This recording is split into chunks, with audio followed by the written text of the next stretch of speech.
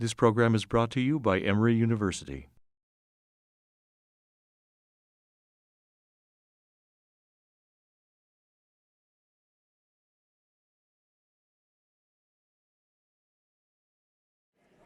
Good evening, everyone, and welcome to the 19th Annual Inspiration Awards.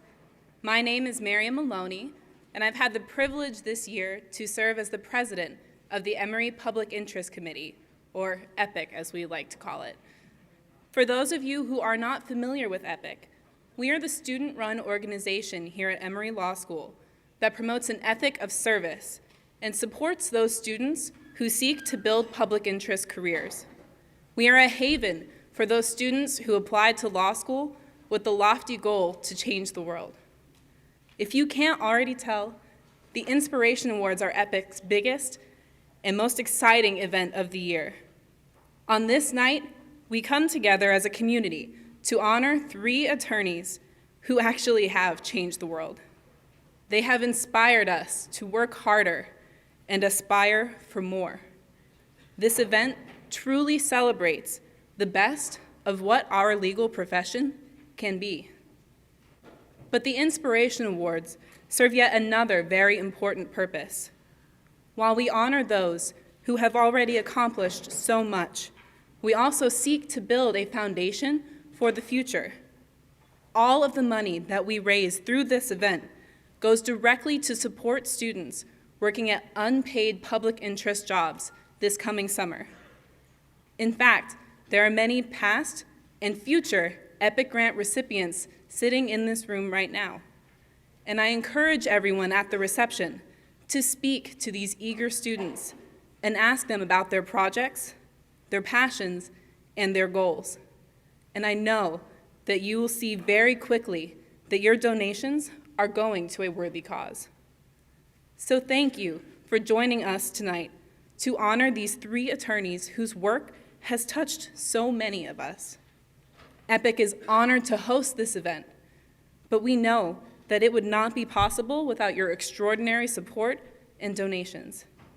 With that, I'm going to turn the mic over to Dean Shapiro to offer a few words of welcome. Thank you.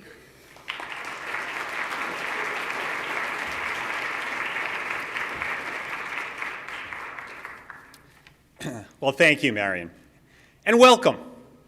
It is a pleasure to have you join us here this evening to celebrate 3 exemplary public servants, as well as 1 outstanding student who we know will become an exemplary public servant.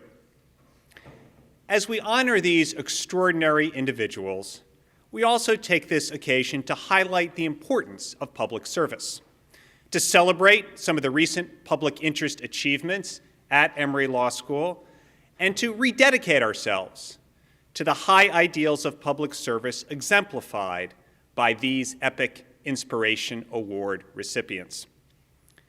Promoting public interest is central to the legal profession and to the mission of Emory Law School. At Emory, we seek to promote the rule of law at home and abroad, and we highlight the responsibility of all lawyers to serve the public interest. From the first day of law school, we emphasize that a commitment to the public interest should be part of every lawyer's professional identity. And that is why we are so excited about the recent appointment of Rita Sheffy to the post of Assistant Dean for Public Service. In this newly created position, Rita will build upon the law school's well-established public service programs. Her career-long commitment to public service, which is well known to almost everybody in this room, parallels Emory Law's fervor for advancing the public interest. So Rita, will you please stand and allow us to welcome you?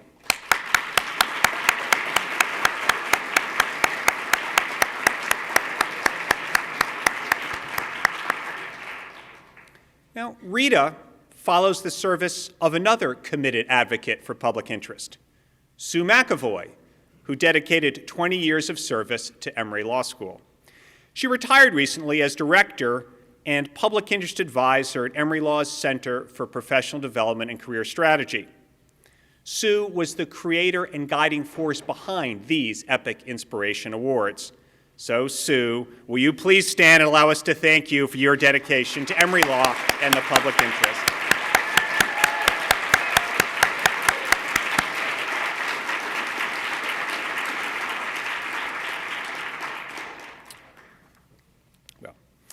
As we celebrate Rita and Sue, let us also recognize the achievements of some of our existing programs. Our outstanding clinics continue to promote the public interest as they provide cutting-edge experiential education for our students. Just to give a few examples, Melissa Carter, director of the Barton Child Law and Policy Center, was recently reappointed to the Georgia Commission on Family Violence. Through advocacy in the courts and in the legislature, Barton students continue to aid at-risk youth in Georgia. Our newest clinic, the Volunteer Clinic for Veterans, has assisted veterans throughout our community and has been widely decorated, most recently winning the distinguished 2014 Law School Excellence in Access to Legal Assistance Award from the State Bar of Georgia. Last week, Ben Ferenc, the last surviving prosecutor at the Nuremberg War Crimes Tribunals, visited with students as a guest of the International Humanitarian Law Clinic. And in March, the clinic will welcome four-star General John Kelly. And later this week, on Thursday, the Turner Environmental Law Clinic will welcome EPA Administrator Gina McCarthy. The accomplishments of our students are always a special source of pride. Our students work throughout the metro area at a range of organizations and with many of you. They also work throughout the country and the world. At the ACLU Women's Rights Project in New York City, at the Department of Justice in Washington, D.C., at the Human Rights Center in Accra, Ghana, and at the International Justice Mission in the Philippines, to name just a few. Our students garner distinguished public interest fellowships. To give just one example, this summer our first Biederman Fellows, Nick Eliota and Jade Goudet, will attend a summer program at the Hague Academy on Public International Law. But at the heart of our public interest program is the Emory Public Interest Committee, EPIC, the student group that has created this very special evening. I'd like to recognize the many students who have made tonight possible, and in particular, student co-chairs Melanie Aldred and Rachel Buddy Patton, as well as EPIC President Marion Maloney. I'd also like to thank a member of our staff, Edna Patterson, for her role in planning this evening's event. In addition, I might mention Edna is celebrating her birthday today. So please let's give her a round of applause. I think I see Edna there.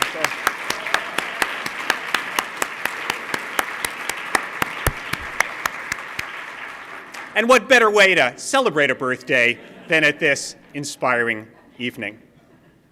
Finally, I'd like to add my personal congratulations to each of tonight's award winners. I salute these leaders and EPIC for their remarkable achievements and salute all of you for your commitment to public service. We are very grateful for your support.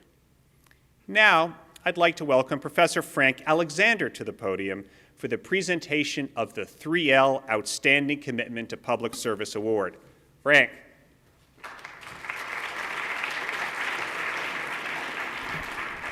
Thank you very much, Dean Shapiro, and thanks to all of you for joining us tonight. As I've shared with many of you on past occasions, this is indeed my favorite event of the entire year, for I am every year inspired by all of you. Tonight it is my privilege and honor to bestow the first of the awards, the Outstanding Commitment to Public Interest and Public Service by one of our graduating students. This award recognizes the student and students who have demonstrated throughout their time here at Emory tremendous commitment to public interest and to public service. Nominations are submitted by colleagues in the 3L class. This year I had the privilege of receiving and reviewing all of those nominations, though the decision was a committee decision. But I don't think I've ever been as inspired by nominations as I was this year. So many were nominated, and so outstanding candidates were selected. Tonight, I am honored to present this award to Ms. Marion Gutman. It is an award to Ms. Gutman, but it is also an award which recognizes the work of all of our 3Ls. The incredible work done by hundreds of our graduating students this year. Now, as to Ms. Gutman, Now, having received her nominations and letters and talked to others, I really believe that Marion Gutman must be a pseudonym for 3 or 4 people, because there's no way one mortal could have done all that she has done in the past 2.5 years, and having survived me in 2 of my classes at the same time. Ms. Gutman has done an incredible amount. She has been heavily involved with planning the annual Laws Auction, which funds one of the Epic Fellowships.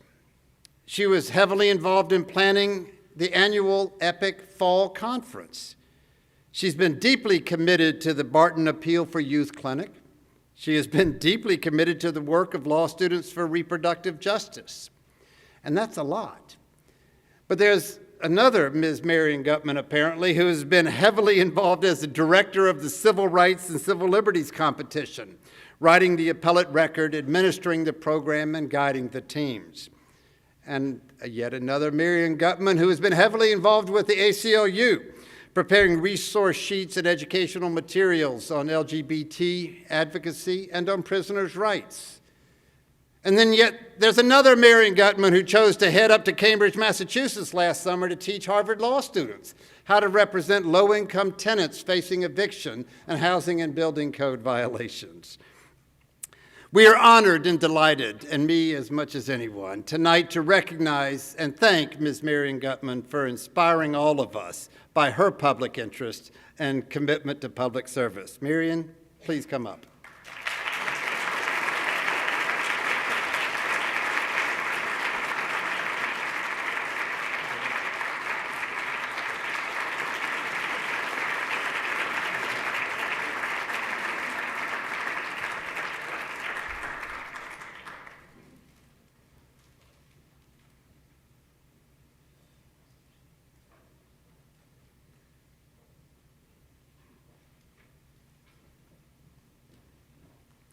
Good evening. It is my honor to present the Emory Public Interest Committee Award for Unsung Devotion to Those Most in Need. I cannot think of anyone more deserving than tonight's recipient, Linda Pace. To say that Linda has worked for more than 30 years in child welfare does not tell the full story of the work that Linda has done. Not only has she done this work seemingly without tiring, but she has done it without seeking or receiving recognition. Over the years, I have heard of Linda's passion for hiking in her spare time. In fact, for those of you who don't know, she has a major trek on the Appalachian Trail planned very soon.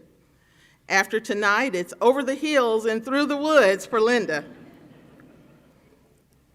There are parallels between Linda's passion for hiking and trekking through the mountains in her personal life and the mountains that she has climbed in her professional life to ensure good outcomes for our children. As you know, when working in child welfare, there are often barriers to representing and advocating for the needs and best interests of children. There are mountains to climb of various sorts and sizes: societal, cultural, racial, legislative, and financial. But how do you climb a mountain? You might ask Linda. It's one step at a time. And that's exactly what Linda has been doing. Linda has taken a step each time she has represented a child in court. At a retirement ceremony last week, I heard that Linda has represented 8,000 children. In fact, she is now representing the grandchildren of some of her original clients. I have had the great pleasure of having Linda in my courtroom representing children. And I don't mean just showing up and sitting at the table and putting up a case on their behalf. I mean zealously representing each child. I cannot recall a time when Linda did not have something positive and unique to share about the child she represented. Each child, one step at a time. Linda took steps in working on countless committees and collaboratives, not just in DeKalb County, but across the country to ensure that children's rights were protected. Linda was willing to sit at the table to discuss and participate in any initiative at the court if she believed that the initiative was in the best interest of the child, one step at a time. While she is known nationally for her work, perhaps the largest step that Linda has taken, the giant step, if you will, was the work that she engaged in for a number of years to ensure that the new juvenile code was passed in the state of Georgia. Linda served as the subject matter expert in many instances when questions needed a person with the right answers. Linda took other steps as she mentored countless lawyers who had a desire to work on behalf of children. Each lawyer who she mentored represents a step up the mountain to ensure that children in our state have competent, effective representation in court. Linda took important steps each time she provided information on child welfare issues. I will note, however, that this information was sometimes unsolicited. In fact, I am having the time of my life tonight because I'm at the podium, Linda's in the chair, and she can't object to anything I'm saying. Tonight, we recognize the work of an unsung trailblazer and mountain climber who has left many markers for all of us to follow as we continue in her steps up this mountain. Linda has left a legacy. So Linda, along with your colleagues and family, we salute you and thank you for your service.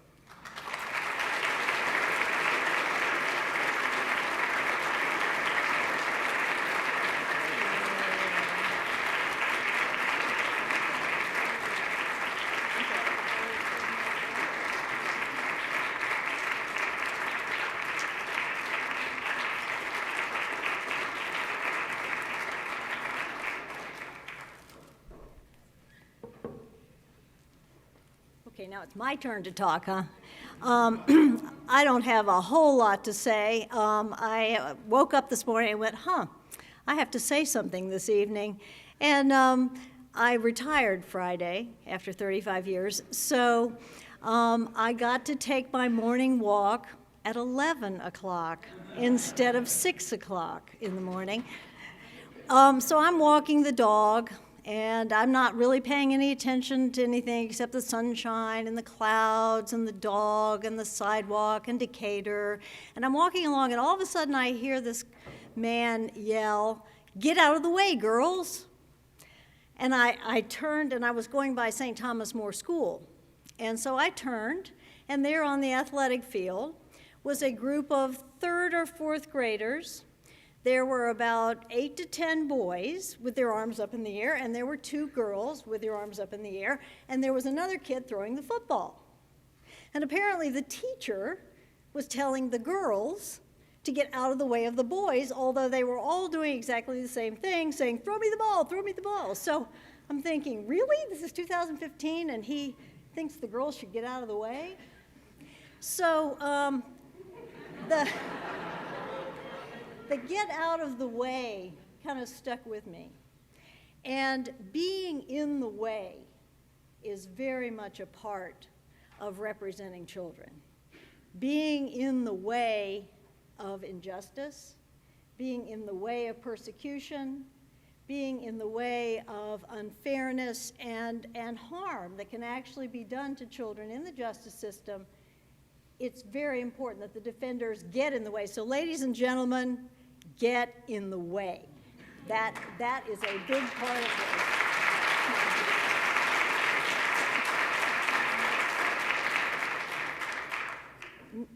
during my 35 years, not every morning, not every work morning, but a lot of mornings, I woke up and I drove to work and I thought to myself, I'm going to do a better job today than I did yesterday.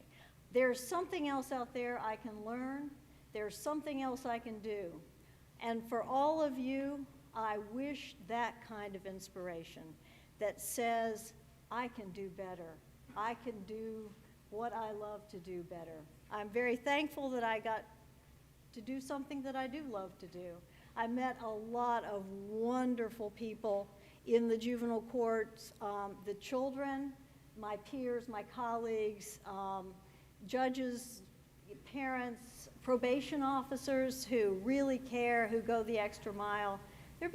It's been a great, great experience for me, and I strongly encourage, there is still something that is not tangible necessarily or financial about being in the public interest field, but there is something absolutely wonderful about it. And so all of you who obviously have some interest in that, it's a good thing to be interested in. One of the most important things, too, speaking of getting in the way, is don't get in your own way. And by that I mean, it's public interest is a team effort. Help each other, help others. Things work best in that way. It's not a competitive type thing, which is really refreshing, I think, for a lot of people, a lot of lawyers. It's not competitive. It is cooperative to a certain extent, and it is very important that you rely on your peers for support. And there are organizations that have arisen thanks to the ABA starting the National Juvenile Defender Center. These are great organizations. They're here to help. Thank you very much.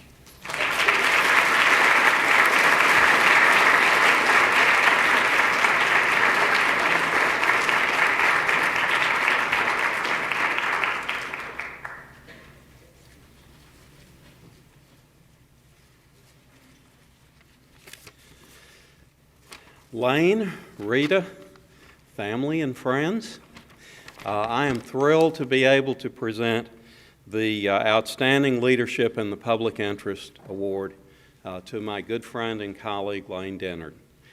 Lane has had 3 careers. In his first, as a soldier and company leader in Vietnam, he faced the traumas of war and forged deep military bonds. In the second, Lane practiced law. He capped an illustrious employment law career at King & Spalding. Then he retired from this second career, and he commenced the career that brings us here tonight. For the last decade, in his third career, Lane has used the tools honed in his second career to give back to those who shared his first career, and how he has given back. Initially, Lane started out small. You know, he just offered some free legal services to veterans from his company. Then he started taking on pro bono cases for other veterans and for their families.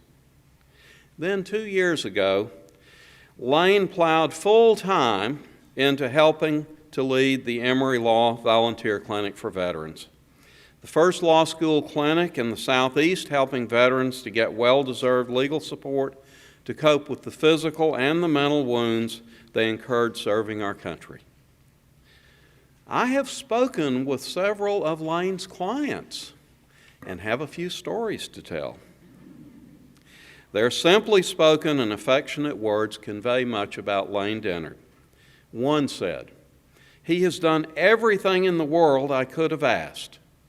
As the veteran put it, this wasn't Lane's first rodeo. When the veteran offered to pay Lane, Lane told the client, "You paid me long ago." But Lane did accept tomatoes from the veteran's garden as a thank you. I'm sure that went over well at King & Spalding. Joe Bankoff probably ate one of those tomatoes. Anyway, another veteran client said, "Lane Dennard is a hero in my heart. I will talk with you all day about Mr. Lane Dennard." And he talked a while. "He is a great gentleman He was a godsend. A third client who read an article about the Emory Veterans Clinic called Lane, and he said, "Once Lane took my case, I didn't need to worry about myself. Inspired by Lane, this veteran is now out helping other vets, and incidentally, he spends part of his time picketing the VA." Lastly, I want to extend my own thanks to Lane for his work with the Volunteer Clinic for Veterans, the core of the outstanding leadership in the Public Interest Award to Lane. When the State Bar Veterans Section leadership suggested that Emory and every other law school in Georgia start a clinic, I told the eager student leader, Martin Bunt, that one man in the room with us at the meeting with the section could make it happen. How critical Lane would be, however, even I could not have imagined. He met weekly with students, tirelessly recruited practitioners to take cases, worked with student volunteers, drafted operating procedures for the clinic, spearheaded fundraising efforts with the bar and elsewhere. My mailbox is filled with emails from you, Lane, and it's wonderful. He is a great communicator to all of us. The Veterans Clinic has now passed its 100th case. It has robust practitioner involvement. We have 82 brand new student 1L second semester volunteers.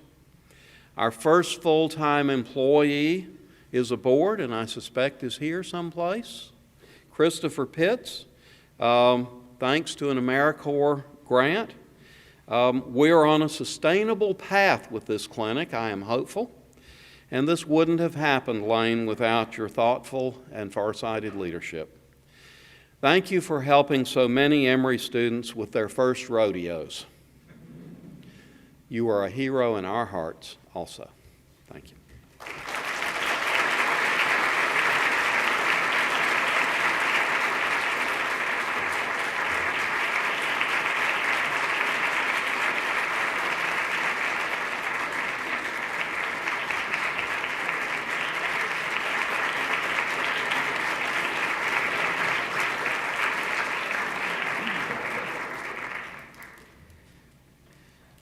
Thank you, Charlie. Thank you, Dean Shapiro and the Emory Public Interest Committee. Charlie told me that he was going to let me talk a little bit, but he said I can only talk 5 minutes. Who's ever heard a lawyer that could stand up and just talk 5 minutes? This may be the first and last time that you hear that. I wanted to tell you a little bit about how I got started in doing a substantial amount of pro bono work. I retired from King and Spalding back in 2003, and I decided that I wanted to spend a lot of time in retirement doing pro bono work. I wanted to give back to the profession that had been good to me, to my community, and to my country. People can give back in different ways. Some can give money and some can give of their time. Lawyers can do it in certain specific ways. One is they can mentor other young lawyers. They can teach as an adjunct, and they can actually represent people who can't afford to pay lawyers. So to start out with, I went down to the Georgia Justice Project in 2004 and talked to Doug Emory about whether he had some work for me to do, that I'd like to get started in doing some pro bono work, and he gave me 41 cases. 41 cases against the Atlanta Housing Authority for evictions of people that had arrested and criminal records. We organized a team of lawyers from King and Spalding and from the Georgia Justice Project, and we had some interns from Georgia State Law School. And we contested those 41 cases, and we actually prevailed in all of them but 6 without the people being evicted. The Atlanta Housing Authority didn't know what hit them. they never received briefs from King and Spalding on cases. But that actually lasted, and it sparked an interest in me in doing more work on this in collateral consequences, because I followed that up with designing a project to help people that have problems with arrest and conviction records. Not only in housing, but in employment and in benefits and in even the right to vote. And I wrote out a project. Doug helped me a little bit, and I presented it to the University of Georgia Law School for a fellowship. I didn't get it. I came in second. But I decided I'll just do it myself. And for the next 4 or 5 years, I worked in that area. I directed some legal research, research here at Emory with 6 students. I taught a course at Mercer on it. I supervised 5 or 6 lawyers at King and Spalding in this area, and we ended up writing a book in 2010 on the collateral consequences of arrest and conviction in Georgia. And I hope that we had some impact on the developments in that area, because the Georgia Justice Project expanded their program, their Coming Home program, and actually in 2013, some of the suggestions in our book were actually adopted by the legislature. In all, we had 10 volunteer lawyers and 26 law students who worked in that area. It shows you what can be accomplished by volunteers. What about the veterans' work? About 4 or 5 years ago, I decided I wanted to represent veterans with disability cases before the VA, because I had some understanding because of my military background. But I didn't have any clients. So I got my company in Vietnam. I was an infantry company commander in Vietnam, and my company had gotten together this website, and they kept up with each other, and everybody wrote it, exchanged emails and all. And I wrote the guy who headed that up and said that I'd represent anybody who was in my company in Vietnam in 1969, which even back then wouldn't have been about 150 or 175 people maybe. But I got 5 cases, all of them involving PTSD or hearing loss, which is sort of the afflictions of old soldiers. But that got me involved and started in these cases. And I got some good referrals from the Military Legal Assistance Committee of the State Bar, and had some big cases, and started learning a little bit about that practice. The clinic, as Charlie mentioned, opened its doors almost exactly 2 years ago, in February of 2013. We opened our doors, but we didn't have any clients. We didn't have any volunteers. We didn't have any student volunteers. We didn't have any lawyer volunteers. And we didn't have any money. So 2 years later, here we are, and we've had 101 cases that we've represented veterans and their families in. We've had 60 law students who've actually participated in cases, and another 20 that volunteered for this semester. And we've got to have 45 lawyers who volunteered and participated in the cases. We still don't have any money, but we promise not to pass the collection plate tonight. In all of those cases, we've had 18 favorable dispositions. Everybody always wants to know, well, how many cases have you won? And with VA cases, it takes 3 or 4 years from them go from start to finish, so it's very hard to have a disposition on a case. But we've actually had 18 cases with favorable dispositions, including 4 cases before the U.S. Court of Appeals for Veterans Affairs, for veterans claims. If you if you estimate the economic value of those cases, which is only possible maybe in 8 or 9 of the cases, it the estimate is over $1.5 million to veterans and their families from those claims. The clinic has been a huge success. A lot of people deserve some credit for that success.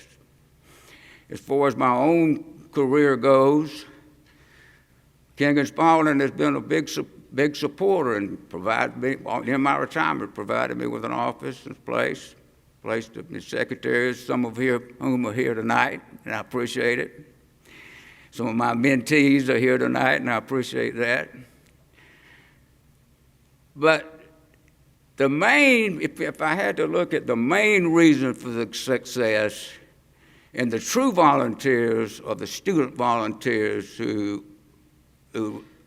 don't get paid anything for their work. They don't even get any credit for their work, and they voluntarily participated in these cases and made a difference in the lives of many of those who've served our country. Finally, I need to give recognition to the main person who supported me in my career and in my pro bono work, my wife, Rita. She thinks she wants me at home more, but I'm not sure how that'll actually work out if it happens. My family is also here tonight, my whole family, my 3 children, Hoyt, Roland, and Ivy, my in-law, my daughter-in-law, Beth, my son-in-law, Joe, and my 4 grandkids, Kayla, Abby, Bailey, and Cross. I appreciate my family, and I appreciate y'all coming out tonight. Thank you.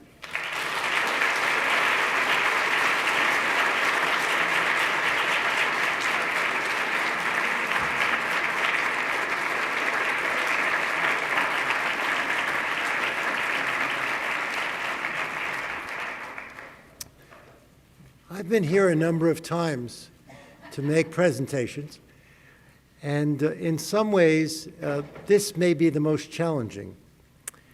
How do you take the career of of Paula Bevington, and put it in a 3-minute speech? If you look at the program, you see the kinds of things that Paula has done. And those don't include the things she's done, not as a lawyer, but as a volunteer in the Atlanta community. It doesn't include the fact that she has been chair or president of the local chapter of the Junior League, of the Red Cross, of the National Conference of Christian and Jews, and of UNICEF, just to name a few.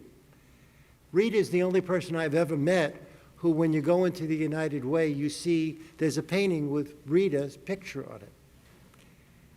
But since I can't do justice to that, I'll talk about what Paula has done for us at Legal Aid. It started, let me start a little back. In 1981, we were facing an existential crisis. It was my first year as director, and that was not the existential crisis. The crisis came with the attempt to eliminate the Legal Services Corporation, which at that point provided 75% of our funding. That was a crisis. Well, Paula was vice president of Legal Aid at the time, and she decided that lawyers ought to contribute to make up any loss that we would have. Now, we had tried that before, and we had just about made enough money to cover postage. So that was a big order. But there was a difference, because Paula had a champion, and that champion's name was Randolph Thrower. And Paula knew Randolph because Paula was an associate at Randolph's firm, Sutherland, Aspel, and Brennan, when she was a young lawyer. And so she introduced me to Randolph Thrower, who started a bar campaign on behalf of the Atlanta Legal Aid Society. Now, this is all detailed in the Emory Law Journal's most recent edition, which is honoring Randolph, so you can look at the details if you'd like. But the bottom line is that Paula started the first modern-day prototype of a bar campaign for a legal services organization, and over the next 30 years, we have raised over $15 million based upon Paula's initial idea. And that was just the beginning, because Paula became president of the program, she became campaign chair, and then, of course, I don't let good people leave, so we figured out a way to get Paula back. And Paula now is the head of our endowment campaign, which even in the toughest of times has been able to obtain some substantial contributions, even in the Great Recession. And she helps us with other kinds of fundraising, not to mention the fact that Paula is our nominee of significant people in legal aid to get them rewards. She writes it, I sign it, and I take credit for it. But Paula is the one who really does it. What does this history illustrate? To me, it illustrates two things. First, she has given us 30 years of volunteer efforts. Now, we were at a conference not too long ago where we spotlighted Paula as a volunteer for Atlanta Legal Aid. And people were just blown away about the fact that anybody would volunteer for 30 years. But there's more to it. She also knew what she was volunteering for. And so she would talk about legal aid to the point at which one of the people who were attending the conference, another executive director, told me that he thought Paula knew more about legal aid than his staff knew about their program. And that is actually the point. The reason Paula deserves this award so much is because she has never stopped learning. She has never stopped contributing. Paula now has an office at Legal Aid downtown, and she likes to learn about what the legal aid cases are about, be it the HIV cases or the cases of cancer or the cases of home defense or our lawyers who do work at children's hospitals. She's always interested in it. In fact, it's even more mundane than that. Paula has an office which was right across the way from the lawyer who was giving advice to people on regular landlord-tenant cases. And Paula would come up to me and say, boy, that advice is so interesting. All those clients have interesting cases. So Paula has never stopped learning. And that's why she deserves the Lifetime Achievement Award, because she's a longtime volunteer forever, and she never stops learning and marveling at what she learns. Thank you, Paula.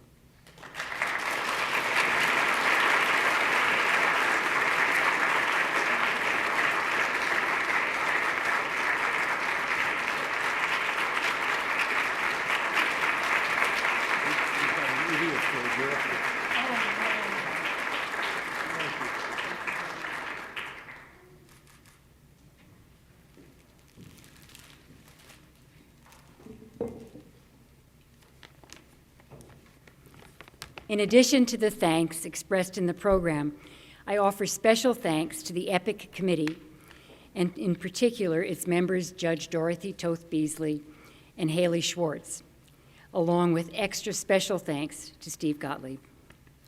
I direct my comments to the law students here this evening. Numbers proliferate in my faith tradition. We like to count. 12 apostles, 10 commandments, 8 beatitudes, 4 cardinal virtues, 3 theological virtues, and so it goes, on and on. This evening, just for a few minutes, count them, I would like to focus on the 4 cardinal virtues, those on which everything else hinges, and on the state flag. Don't worry, Confederate emblems will play no part in my comments.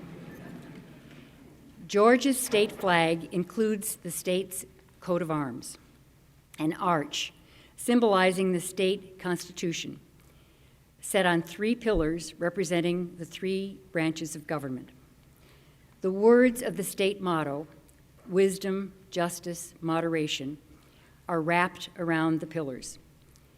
Not coincidentally, I would wager, wisdom, justice, and moderation, more commonly called prudence, are 3 of the 4 cardinal virtues.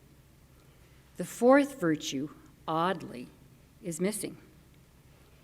That virtue is fortitude or courage, depending on whether one wishes to emphasize strength or heart. Without in any way minimizing the importance of wisdom, justice, and prudence in the profession of law, I would argue that fortitude is the most crucial characteristic that a lawyer should possess.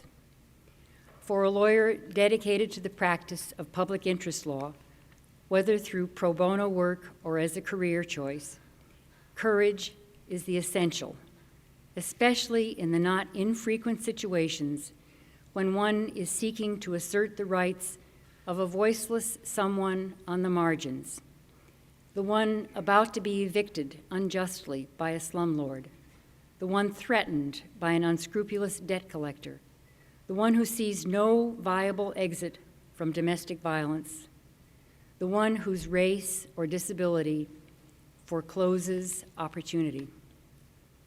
Wikipedia broadens the terminology applied to this 4th virtue. In addition to courage and fortitude, it can be labeled forbearance, strength, endurance. It includes, states Wiki, the ability to confront fear, uncertainty, and intimidation. I would add that it also includes the ability to confront ridicule, dismissive attitude, belittling, those small but all too effective techniques of bullies. Neither the state flag nor the state motto is likely to change anytime soon. But when you next see a state flag, look at it carefully. Imagine courage emblazoned on those pillars. Imagine it a permanent and real part of our state motto. Let it be seen, if only with the mind's eye and the heart's. Thank you.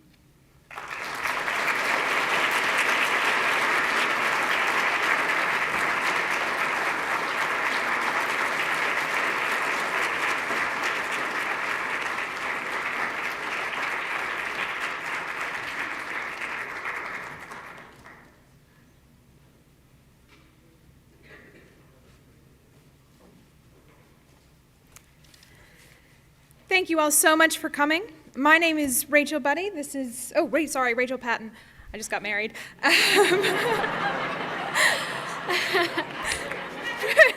You'll get your name right. You say your own name. And Melanie Aldred. We are this year's Inspiration Awards co-chairs.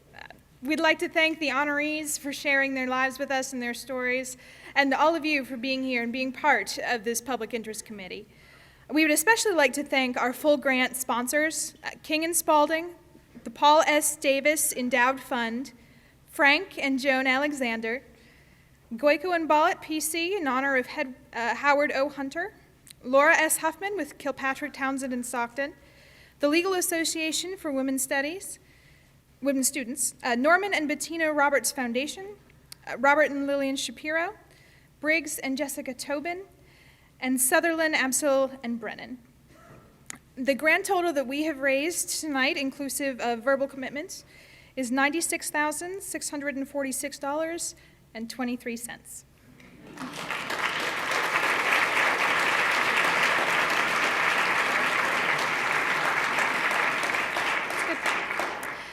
We're the only thing standing in between you and the food. So we also have to thank the caterers who have been so generous to provide food for us this evening.